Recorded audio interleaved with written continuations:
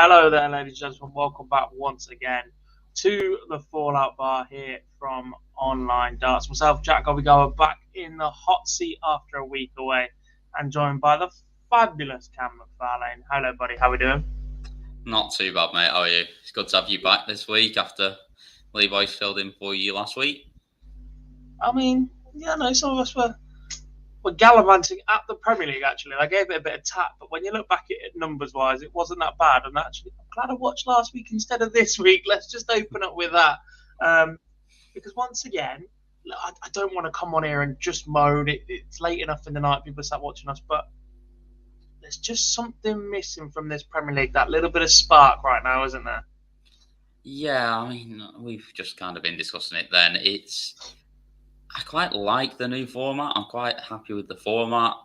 We're getting a bit of drama. We're getting some sort of decent sort of entertainment, but the standard is not where we expect it to be. Not in a best of six match. We should be seeing ton plus after ton plus after ton plus, people just firing back and forth at each other. And what we're seeing for the most part is mid-80s dross, to be honest.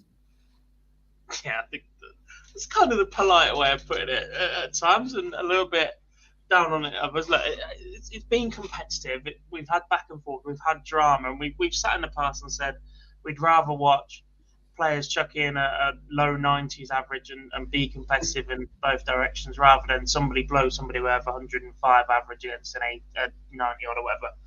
But it's just getting that little bit drained at the minute. We're seeing the odd moments of brilliance. I think the crowd are perhaps running out of steam when they need it most towards that final, when you need that little bit of lift, where it's supposed to be that little bit special.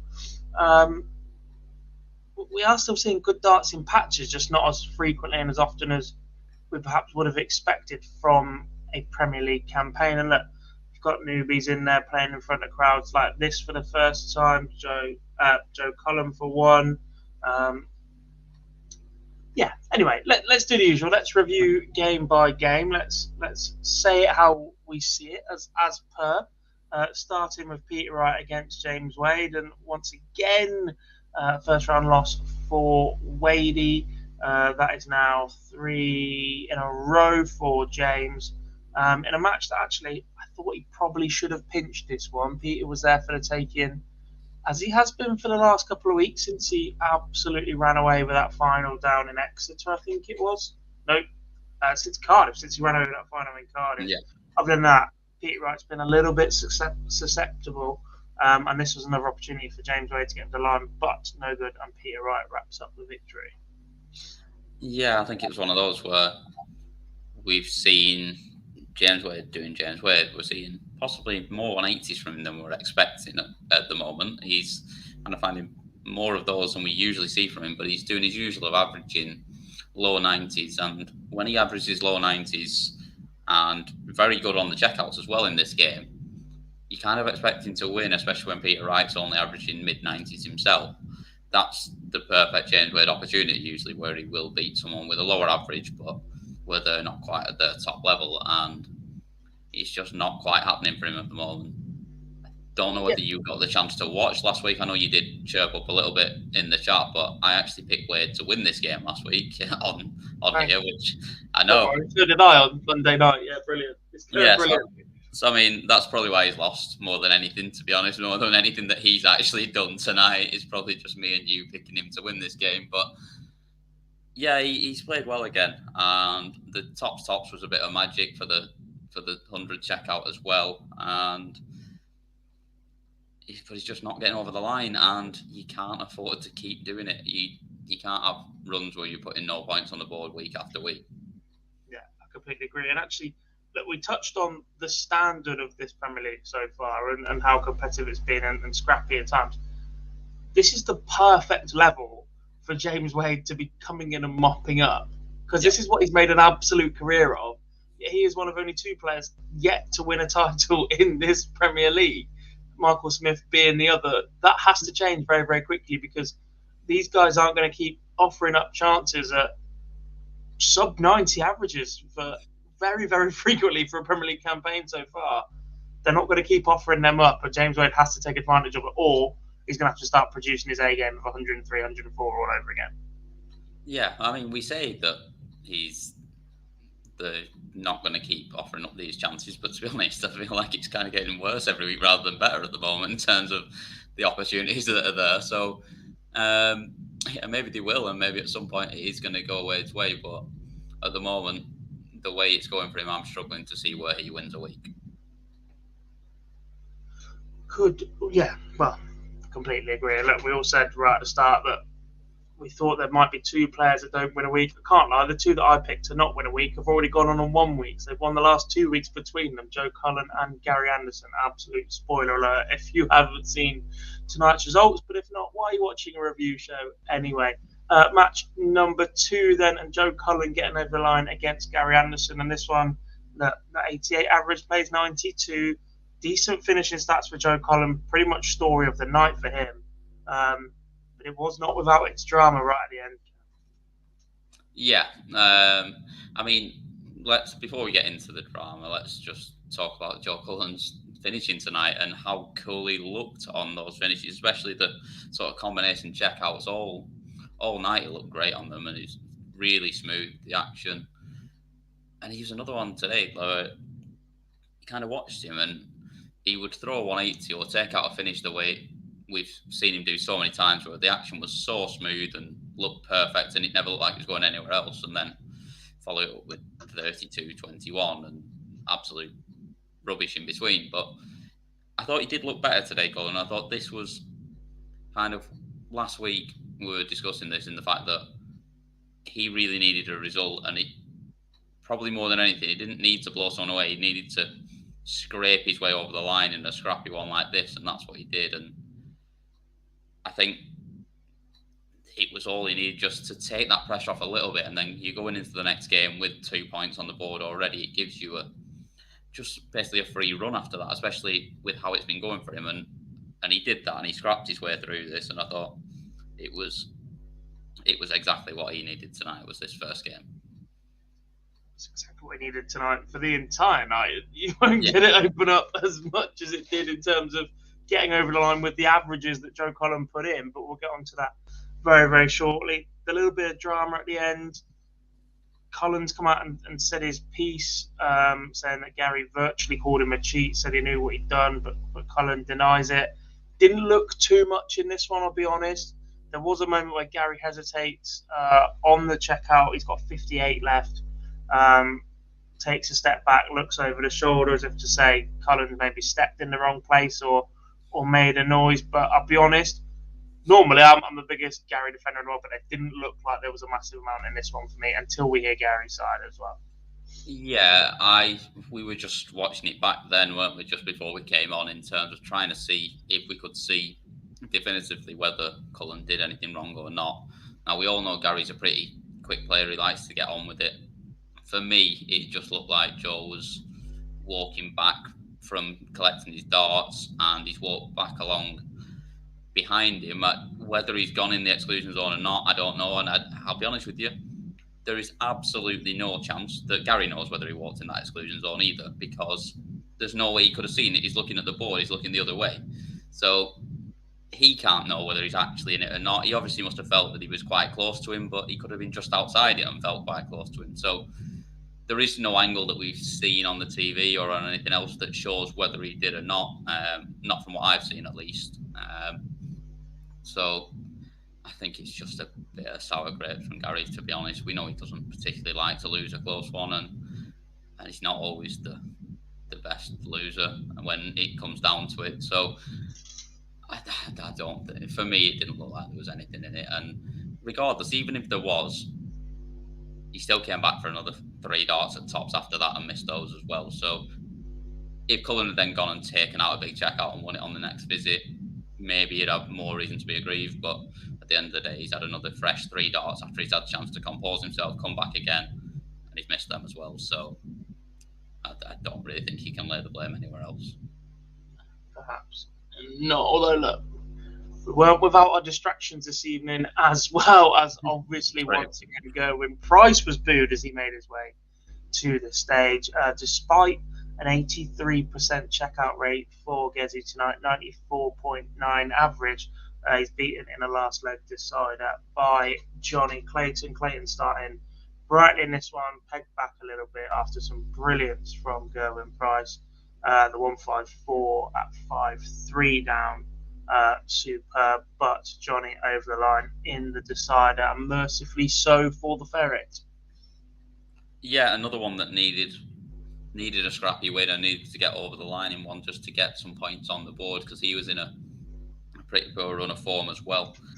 Yeah, he outplayed Gezi in this completely, really, didn't he? But Gezi on the outer ring in this was magic until, well, the only one he missed was that final dart for the match in the deciding leg. Other than that, I mean, he was just perfect on the outer ring and kept himself in a game that really he had no business being in, because Clayton was absolutely outplaying him. We saw more ton plus magic from Johnny again. 3 in a short format game is just ridiculous. The 1-2-1 on the ball again, he just loves that finish. I mean, would you pick anyone else in darts right now for a 1-2-1? Wadey maybe, but probably not right now. No, I think it's Johnny Clayton's. It's his bread and butter right now, isn't it? They have to point at the camera after they hit it as well. That's 100% Johnny Clayton's thing. He was definitely watching the World Seniors, and he definitely saw Bob Anderson's 180, and Johnny's all over it. He loves that little smouldering look at the camera. He does love a little point to his left there on his way to go and get the darts out of the board. Yeah, it's become his little signature thing, hasn't it? As indeed. Final quarter, I can't believe we call these quarterfinals as well. It's absolute nonsense. It's only an 8-player tournament. Final first round game of the night. What else do you want to call them, though? I don't know. It's just daft, isn't it? Because to go from first round to semi-final sounds ridiculous as well. So, but it's like referring to yourself as a board quarter finalist when you go to a pro tour. No, that means you lost first round. Yeah, I'll give you that, to be fair. I didn't think of using that one, to be fair. I'm going to use that one now from the UK Open qualifiers. No, because they only play across 4 boards. You were like a board last 64. No, there were 8 boards, actually. Ooh, gone up in the world. Before we talk final game, questionable timing once again from the production side of the Premier League. We've already spoken about how the fixtures don't quite add up in terms of the big 3, if you like. Van Gerwen, Wright and Price are never in the same half of the draw. I appreciate we're back in Rotterdam for the first time in a couple of years. I appreciate Van Gerwen is the only Dutchman in the field at that moment. But to bring Barney out between match number 3 and number 4 in the quarterfinals to have a chat on stage when there's no other breaks, there's nothing. There's massive effort to be time saving throughout the daily run show of the Premier League. To bring him out at that moment before Van Gerwen played, I thought was a little bit suspect. Bring him out before the quarterfinals start or after the 4 quarterfinals start to inject a bit more life in there, but not right before Michael Van Gerwen plays, because there's a little bit of favouritism in that decision.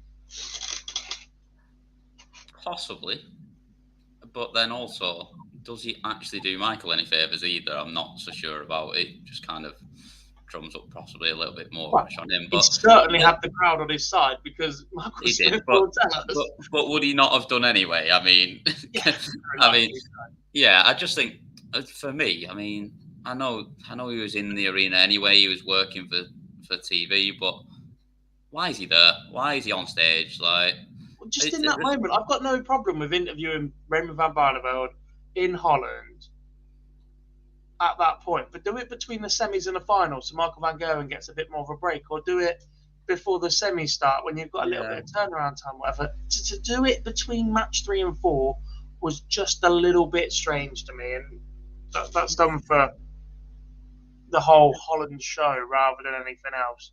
I just think for me, either you have him on at the start, and rather than him doing TV for someone else, Sky just pay him and have him on the broadcast coverage and have him on the stage at the start when they're having a chat about it, or just leave him out completely, because it's nothing to do with him. He's nowhere near being in it. He was never in the conversation to be in it, and I don't know. I wouldn't put that past them either. Well, obviously, no, we know that, but obviously, there was just no reason for him to be on there whatsoever. I wouldn't mind it if he was part of the coverage, but when he's not on the Sky coverage whatsoever, to have him up on stage and be in the room, I just don't understand it. For me, it's just ridiculous. On to the game then. Look, pretty decent game for the odd bit. Van Gogh finishing with a sub 90 average in the end, though. Key moment at 4-3, 5-3. Might have even been 3 each. 3 each it was when it was. I think it was, wasn't it? 104 for the second time in the match, already taken it out once. Big individual whistle from somebody in the crowd. And look, I've tweeted about this. It's got a few likes. I don't want to brag. Yeah, it was 4-3, I think it was, wasn't it? This yeah. one. But we've said this multiple times. A wall of noise is different, and even players were telling us that last weekend at the Euro Tour, etc. When it's a wall of noise, it's different because it's just one sound.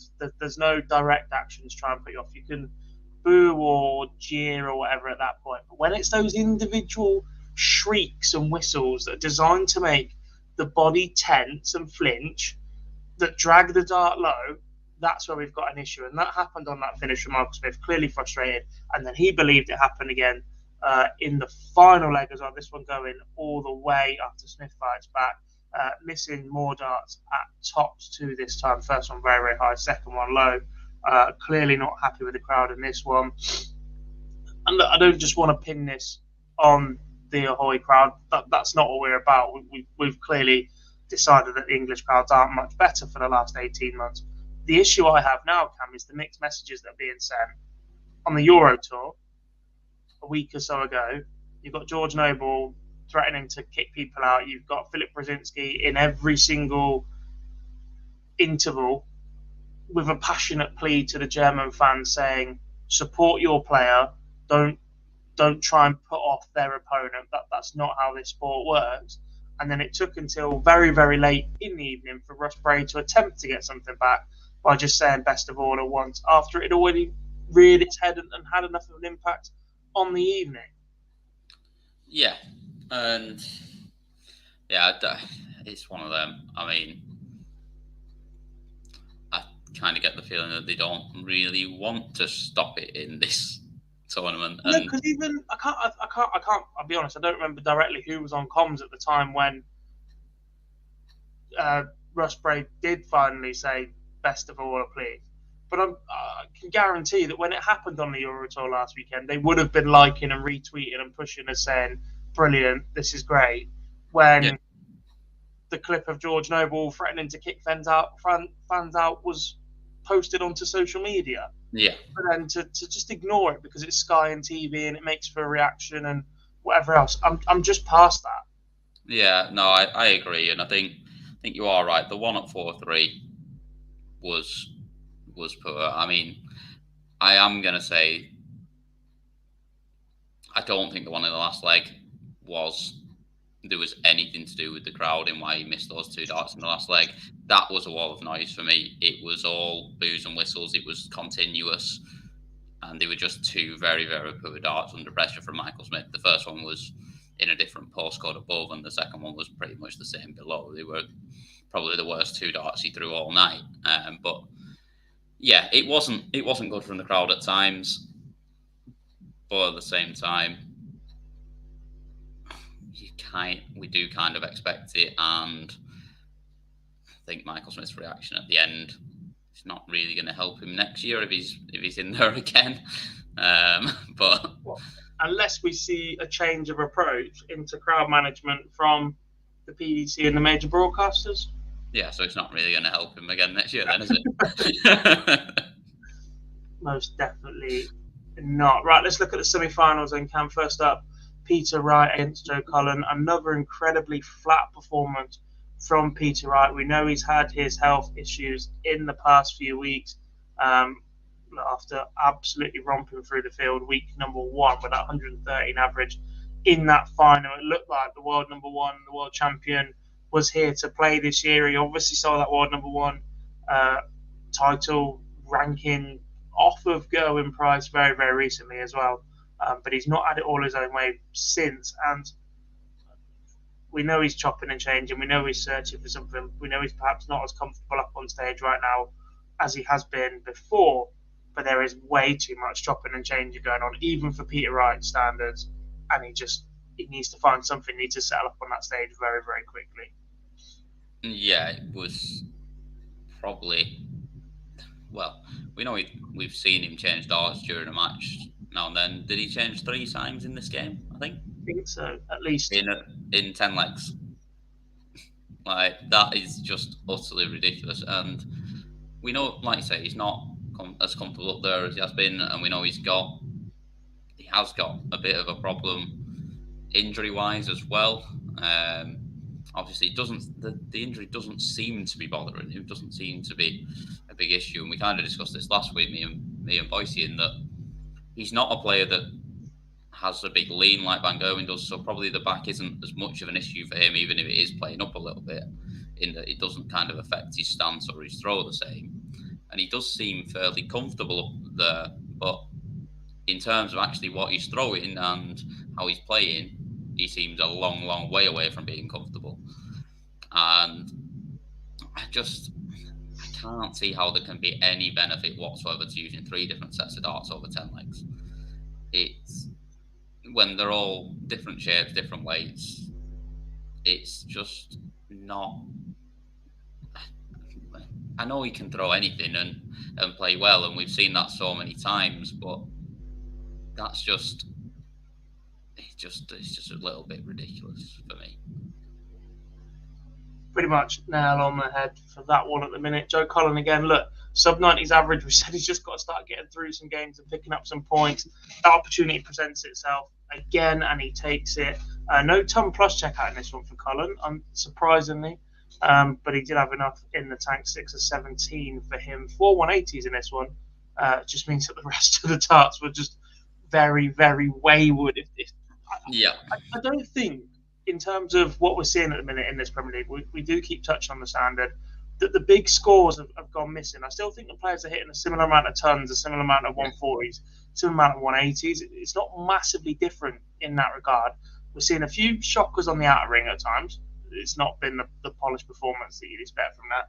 And it's the visits in between. It's the visits that are usually 85s, your 60s, whatever. They're 43s and 57s and chasing around the board for trebles that just aren't there for a lot of the field right now. Yeah, and worse than that at times. I think we saw. I can remember 3 at least from Cullen. There was a 23, a 21, and a 32, all in fairly close order within a couple of legs of each other. Like, that is what is bringing the averages down more than anything. Like you say, an 81, an 85 as your bad visit, even the odd sort of 60 kind of keeps you at still a pretty good level. But when you start dropping to those standards, to keep at 100 average, you've got to be throwing a 180 every other visit. Yeah, and look, I get averages are just a guide, but it is a worrying trend at the minute. Second semi-final they can was not part of that trend. A very, very good match indeed. Johnny Clayton, 98 average, going down 6-3 to Michael Van Gerwen, who produces the goods of a 103. Both players finishing with 42.9% on the checkouts, 3 from 7 for Clayton, 6 from 14 from Michael Van Gerwen. This was just a good battle. Again, though, a moment where Clayton was whistled. Van Gerwen takes advantage, reels off the next couple of legs. Big moment as well, because that was a holder throw and then a breaker throw for Van Gerwen instead. Look, you absolutely cannot blame Van Gerwen in these situations for taking advantage of opportunities that presented to him. But on another night, in another venue perhaps, that opportunity for Van Gerwen doesn't come. No, and you're right, and quite possibly it doesn't come. It was, I mean, this was a great game, as much as I've kind of sat here and bashed the standard a little bit and how it's been. This one was great, and it was a really, really good game. There was, I think, up until that point where Clayton misses those 3 darts at double 10, it was both quite comfortably well above 100 average at that point, and obviously Van Gogh carried on to finish above 100 as well. But yeah, it kind of swung on that moment, and there were the whistles a little bit. I think how far he kind of missed the first 2 darts at the double by probably led to a bit more of him getting stick from the crowd than he would have got if he put the first 2 right on the wire.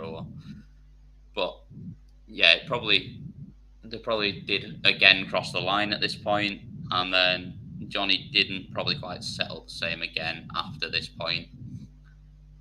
But don't get me wrong, after that leg, Van Gogh then goes he was 11 unbelievable. dart Yeah. leg, then leaves 97 after 9 or 12 in the following leg. So he did turn it on in style in those last couple of legs. But like I said, he would have needed that as a chaser rather than as somebody who had been afforded an opportunity to break in a leg that possibly shouldn't have, takes advantage of it, and then he puts his foot on your head. And that's Van Gogh of old. Yeah, and it was exactly that. I think he went 12, 11, 12, if I remember right, after that moment. And he basically took that moment where he's nicked a leg where he probably should have been 4-2 down, and just went, right, I've nicked that now, and now this is my game, and just ran away with it and took it. And it was a bit of magic to finish it off as well with the 138 as well, which as soon as that first treble went in, you knew he was staying on there for the second one, and you never fancied that double nine missing either. Did not indeed. An interesting point from Rose says, hope that isn't a dig at Johnny. And I was a bit hesitant as to what you were meaning, Rose, but then you told us Gezzy saying the best player doesn't win anymore. The game is gone. Shot Gerwin Price has something to say via social media at the end of the night. But this one, I probably don't disagree with him much. I get that sport, that happens sometimes. If it's only things that happen on the board, if it's outside factor affected, then that's where we've got an issue. And I keep banging on about this, but when it all adds up, when you have to look at crowd issues and manufacturing opportunities and keeping players apart in the draw bracket and everything, I'm a little bit concerned about darts. If the sport isn't in a position where it will create these moments, these opportunities, these rivalries, your necessary news clips to keep growing the sport and whatever else, I'm a little bit concerned about the fact there's obviously a need to keep manufacturing these opportunities and not just let them flourish themselves. And at that point, we're holding this game and the sport in a higher regard than perhaps we should do. Yeah, I know what you mean, and it is feeling a little bit like that in this Premier League a little bit, in that the main talking points have not been so much the darts.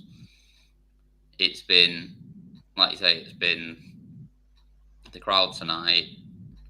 There was last week where it was what was said by Peter Wright in the background before the final. Probably took more of the headlines than the darts itself as well. It's probably not what we kind of want, or not what we kind of expect, but also at the same time, the standard probably hasn't been there to give us anything different than that a lot of the time. And I think going into looking at the final now, and it kind of just sticks out again that Joe Cullen's won the final with a 90 average, and he's thrown a 90 average with 7 180s in there. Like, that shows you how bad the rest of it was to only average 90 when he's throwing that many 180s. Pretty much bang on. 7 180s in that final against Marco Van Gerwen. Absolutely ridiculous from Joe Cullen when he gets going. But he does get over the line in that final 6-5 and becomes the 6th player in 7 weeks to win a night of the Premier League. Only Marco Van Gerwen has doubled up, which I'm not sure we would have been saying that at the start of this campaign. Michael Smith and James Wade, the two that are battling to stay in touch with everybody else. Let's have a quick look. I probably should have got these guys ready. If they've got it ready. That's the other thing, just to say as well with that final as well, that Joe Cullen's nicked it with that average. He was good on the outer ring as well. He's not lost the average on the outer ring either. That's the other thing. It's just look, Joe Cullen's finishing in that final tonight was exceptional because it was all night, and that was one thing that you could. Well, he was probably a little bit ropey in his semi-final, but the quarter-final and the final, he looked so smooth, and they weren't easy finishes he was taking out either. Like especially the combination ones, they weren't ones where he could stay on the same big number or anything. He was having to switch across like 20s, the 18s, or there was the 80 something on the bullseye as well, which was very good as well. It was just they weren't ones where he was being able to throw at the same target, but he was so smooth on them, and there was no delay, there was no change in the action. It looked really cool and really composed on them, and that was one bit that, especially like we say, we've been talking about it about the other two games with Van Gerwen, where people getting a bit of stick when they were coming towards finishing it off, and there was noise from the crowd. It didn't bother Joe Cullen one bit.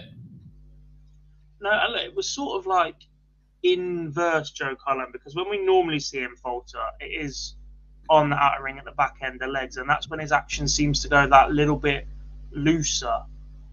But it was on the scoring phase where he seemed to drop in and out in a minute, and then he just laser focused in for those finishes. Like I said, those difficult combination finishes where he is trekking around the board an awful lot that got him out of trouble when he needed it in that final. Yeah, and like we say, like he does have an action that is probably prone to breaking down. It comes from a long way at the side of his head. He doesn't throw straight on. It comes from over there, and it's very easy for it, when you're coming across like that, for it to go wrong and lose the line on it. So to keep it under pressure like he did, I thought was very impressive from him, to be fair, especially when he's not really done a lot so far in this Premier League, and he was in massive need of a big night. Was indeed probably, well, there's no probably about it. It was in need of a big night more than anybody else in the field. Obviously, starting the night bottom and carrying on, as Lee Boyce has just said, what a night from Rockstar. Start the night at the bottom of the table and winning the night seems to be the new trend. Only James Wade can stop it. So he says he's not watching next week, just in case. Standard Lee Boyce response. It's not quite ready yet. But I'm told its box office to the Joe Cullen clip is on its way, although that looks like it is there. Is that ready? Can I press the button? Thumbs up? Nod? Perfect. Here is Joe Cullen in his post-match press conference. German, should we call it cheat by a fellow professional? Does that hurt? Yeah, it does, yeah. I'm not a cheat. You can tell the people who are cheats, if they get accused of something, they just let it go and just say, oh, well, I'm not bothered, whatever. I'm a lot of things. I'm not a cheat. I won't be called a cheat by any player. It doesn't matter who it is. And Gareth, maybe it was a bit of heat at the moment thing, on Gary's part. I don't know what he was on about. I at first thought he called me lucky, and I thought, oh, well, it's fair enough. He's missed 3 darts to win the match, and I've nicked it at the end. I thought that's fair enough, and then I thought well, he didn't say that. So I asked him what he said, and then he told me what he said, and He said, you know what you did? I said, I did nothing. I said, watch every video you got back, watch everything. And Gary, he's a great professional, he's a great ambassador for the sport, but I think he let himself down tonight. Did that surprise you that he came out with that statement? Well, yeah, I can understand it if I've done something. I'm the first to admit if I've done anything wrong. I've never ever cheated at a game of darts in my life. If I've been accused twice now, and both times I've reacted the same. And that's it. Twice in 14 years, I think it is. I'm a lot of things. I'm not a cheat. I play the game. If I'm good enough on the night, it's good enough. Bit similar to Michael. We both knew we was terrible tonight. He didn't try to put me off. I didn't try to put him off. I won in the end. No problem. Did that fire you up for the rest of the night? Yeah, it annoyed me. It annoyed me because Gary's not like that. I played him in the Masters and I beat him in the Masters fair and square, and he was fine. He beat me last week in one of the Pro Tours, and I'm not about to call him a cheat because, maybe he stood in the wrong spot or whatever. It's a game of darts. It's really petty in my opinion. Not Holding back is Joe Cullen with the questions conveniently asked by our very own Phil Bars, perhaps sending him towards that direction. Good job as ever, Phil. But yeah, like we said, Joe Cullen clearly not happy about that interaction with Joe Cullen at the end of the match. Perhaps we will hear responses to that as the week goes on.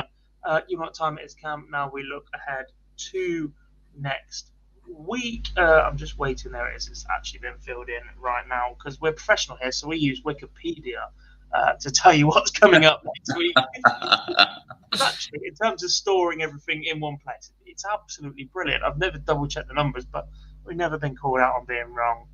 No, mine's probably slightly just as professional as that. Is that as soon as Sky throw it up after the end of the thing, I take a picture of the TV, so I've got it in front of me. Yeah, no screenshots, no waiting for BBC to actually post it. Just rip a photo of your TV and wonder why you can't read it properly. Night 8 will be in Birmingham, Lee Boyce's neck of the woods. Commiserations to all 8 players that have to travel there.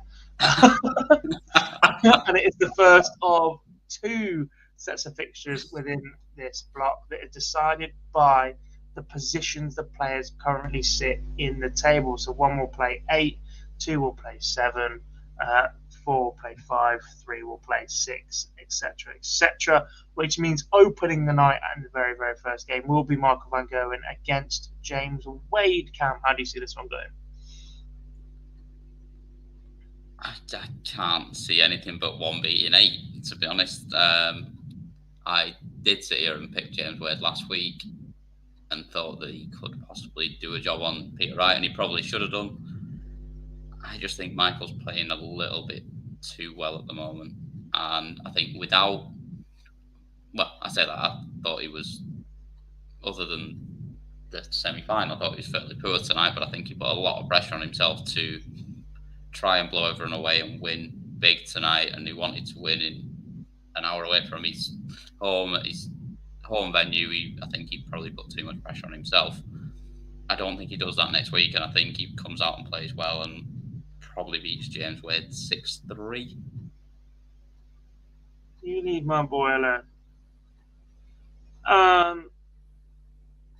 Like Lee Boyce said, the only man that can stop the current streak of being bottom and going on to win the night when you need it most is James Wade. And whilst I'm not saying that happens, I think he gets an opportunity from the semi-finals, because I think he finally gets one over on Michael Van Gerwen in this campaign. He's threatened it a couple of times. He's had opportunities against him throughout this campaign. And look, less time last year, James Wade was 2-0 against Michael Van Gerwen in the Premier League. He had a brilliant record against him, admittedly behind closed doors in his call-up season. And his record against him actually overall in the Premier League is pretty good as well from memory. So I think this is the time that we actually see that put into place. 6-4 to the machine. 6-4. Match number 2, Joe Cullen against Gerwin Price. As far as I'm aware, both of these players have withdrawn from Niederhausen over the weekend to give some time with family, to rest up, to try and manage their schedules a little bit. So both are going to go in as fresh as they can be without having to play that Pro Tour over the weekend in Germany. How do you see this one going? Yeah, it's going to be a tough one, really, because, like you say, neither of them are playing this weekend, so both going to be going into it a little bit cold. I know it's only a week off from playing tonight, but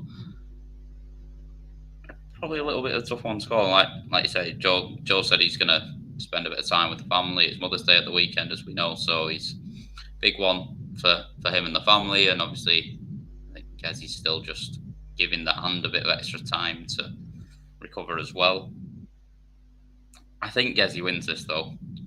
As good as sort of Joe was on the finishing tonight, and sort of it's a great result for him to get the win tonight. I still think there's too many ropey visits that I don't think he'll get away with against Gezzy, and I think he probably loses this 6-4. In short, there's 2 things to take away from what Cam's just said. One, tomorrow morning is your absolute last chance to next day delivery something to your mother if you live in the UK for Mother's Day. So take advantage of Amazon Prime if nothing else. Depends where you live. Some people can get it delivered on a Sunday as well. Yeah, but don't take that risk. Don't take that risk. Or you're going to pay extra for delivery on the Sunday morning anyway. And two, what Cam was trying to say, but was far too nice to say it, was if Joe Cullen plays like he did tonight next week, he gets slapped up. Yeah, pretty much. And I think that's what happens. Look, to win tonight for Joe Cullen was superb, and the points definitely keep him within touching distance. But in terms of level of performance that we've seen from Joe Cullen, he's picked up Pro Tools and has been playing badly very, very recently. And there was talk on the TV coverage tonight about Joe learning to move his B game. I'm not overly convinced that is what's happening. No, I think he is getting over the line. He's doing that with sub-90 averages and sub-95 averages, yes, and that would typically be declared winning ugly with your B game, etc. But it's just falling over the line a little bit too often, or opportunities handed to him by his opponent. He's not doing anything special in these wins a lot of the time. Tonight, this final, very, very much so. And I still think there's an extra gear or two that he needs to find if he's going to stay competitive in this Premier League for the next few weeks to make sure that he's in contention for that semi-final lineup. Would start next week, but at the minute I still give the edge to Gerwin Price. I'm going to say 6-4 in this one as well. Absolutely no chance it can be 6-4 because we both picked 6-4 Gezi. So absolutely lump on 6-0 Joe Cullen. Pretty much. Game number 3 of the night, Cam, we see the all-Scottish matchup. Once again, Peter Wright versus Gary Anderson. And look, week number 1, week number 2, week number 3, week number 4, week number 5, there was only one winner in this. And then Gary Anderson went and won in week 6, and he's got that little bit between his teeth a little bit. Look, we all know how tonight ended. We've just spoke about that. Dragged into a match with Joe Cullen, but Peter Wright is just not producing consistently at the level that we know and expect from Snakebite, and that means he's vulnerable to Gary Anderson next week. Of course he does, and I mean we all know that anyone that's slightly not in the game is vulnerable to Gary Anderson if he's playing well. But do I think Gary wins this one? Not so sure. I actually think kind of leaning towards Snakebite in this one, in that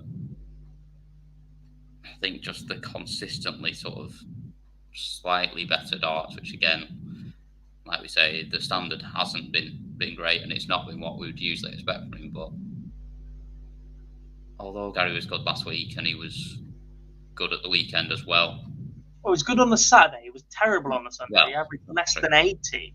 That's true.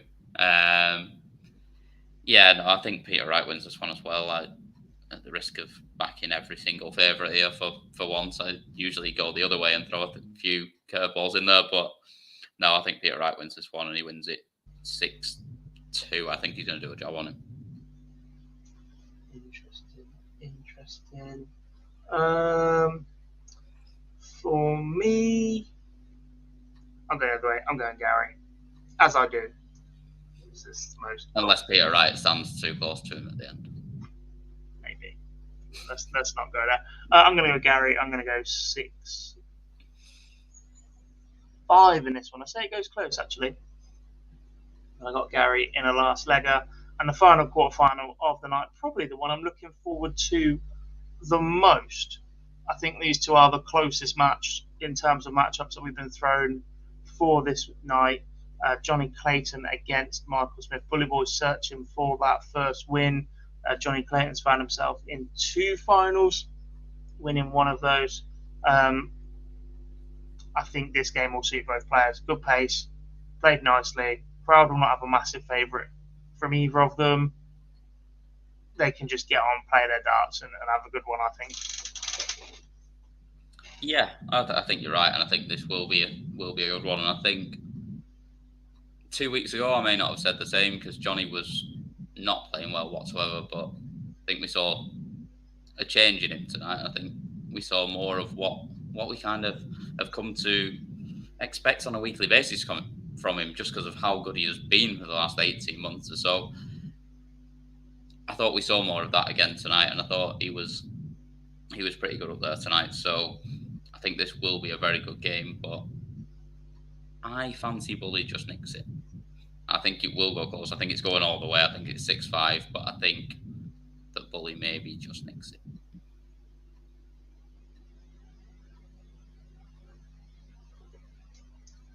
I'm going to go the opposite way, but I'm going to go same scoreline. I'm going to say Johnny just pinched it. Harsh for Michael Smith, who actually has probably been the most consistent performer in this Premier League. I think he's just been at a solid level all the time. He's taken good performances to beat him when he has lost. Yeah, it's a weird one that he hasn't got over the line yet. Yeah, but I'm going to say Clayton 6-5 in this one. So you know what's coming now from your 4 semi-finalists. Who wins? Who beats who in the final? Yeah, and this is where I quite liked Boise being on last week, in that we didn't get the clip in until later, so we put the clip on at this point. So it gave me a little bit of time to think about this last week, whereas I'm straight in when it's with you. So I think in the final we see Casey beats MVG and makes the final, and Smith beats Peter Wright, and we see winner number 7. And I'm going to keep picking him until he does actually win. Michael Smith wins. Interesting. I have come to a very, very similar conclusion to you, but it's the other one. James Wade beats Johnny Clayton in the final. And if anyone ever accuses us of being biased and picking our favourite players, then you can watch this and realise that we would never do anything of the sort. Hey, look, you said you're going to keep backing Michael Smith to one. I'm going to keep doing James Wade, because, as we said at the start, as long as the standard of this Premier League stays the way it is, James Wade has made a career of mopping up when it's not being great, and he has to start doing that if he's going to stay within touching distance of this Premier League. Yeah. So, one thing we know for sure, someone else doubles up next week, or Michael Van Gogh wins a third. Who have we both picked to lose first round? I've forgotten now. Who did we both pick to lose Cullen. first round? We both picked Cullen. Cullen. Yeah. So Cullen doubles up next week, and we are just sat here looking like absolute fools again next week. Yeah. And it would definitely be me, because Lee Boyce is going to be there. So, you know. Yeah, and it'll be me, because I'm on every week, apparently. Job done. Perfect. See you next week then, folks. I think we are streaming over the weekend. There's Pro Tour action in Niederhausen, so keep an eye on our social media for the announcements of timings of that one. I think they're still working out what time they're going to get going in Germany. Be prepared, though, this weekend, from what we understand, plenty of Challenge Tour replacements. This is where the season gets very, very interesting. The players can start taking big opportunities that don't have a tour card right now. A very, very big win over the weekend, or a good run for any of them, can set them up nicely for the rest of the season. We'll also be back next week for the Fallout Bar. Keep an eye on social media for that full interview with Joe Cullen, as well as Mark Webster's reaction. I believe we've got Chris Mason interview to come for you guys still as well. So yeah, keep it all things online darts. Big thank you to BoyleSports, our title sponsors, for all of our Premier League coverage. Those guys make this happen. So big thank you to them. Thank you to you, Cam, for joining me once again this evening. Everybody in the chat room, you guys have been superb. And even Phil, who's trekked it all the way to Amsterdam, Rotterdam, apologies, via Amsterdam, for the interviews that we've already played you tonight for Joe Cullen and all the other content. So big thank you to everybody that's tuned in and watched us this evening. And we will speak to you over the weekend.